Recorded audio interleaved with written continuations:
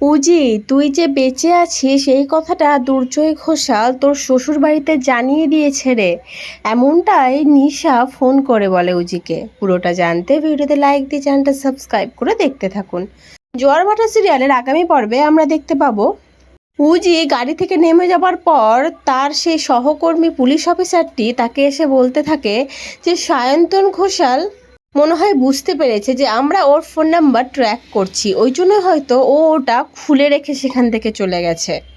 আর অন্যদিকে দেখতে পাই উজিকে ফোন করে নিশা বলতে থাকে, উজি একটা বিরাট খবর আছে, ওই দুর্জয় ঘোষাল তুই যে বেঁচে আছিস সেই কথাটা কিন্তু বলে দিয়েছে। আর সায়ন্তনকে যে তুই কিডন্যাপ করেছিস সেই কথাটাও বলে দিয়েছে। তুই একটু সাবধানে থাকবি উজি, এমনটাই বলে নিশা। আর উজির মুখে চিন্তার ছায়া দেখা যায়। আজকের পর্বটা কেমন লাগলো অবশ্যই কমেন্ট করে জানিও। পরবর্তী আপডেট নিয়ে তাড়াতাড়ি আসছি। ধন্যবাদ।